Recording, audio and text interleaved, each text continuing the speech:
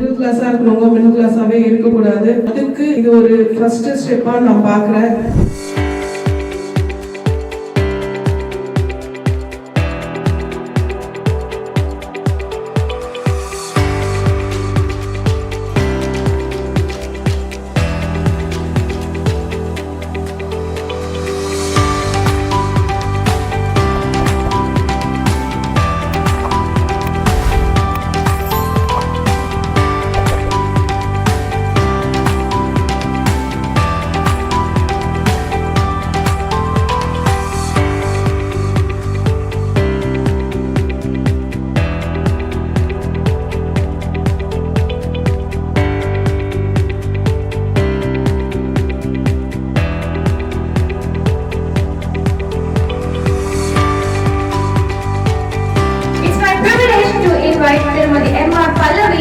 இங்கே இருக்கிற ஒவ்வொரு ஸ்டூடெண்ட்ஸும் அவங்கவுங்க பேரண்ட்ஸ் வந்து ஒரு கனவோட தான் கொண்டு வந்து சேர்த்துருப்பாங்க.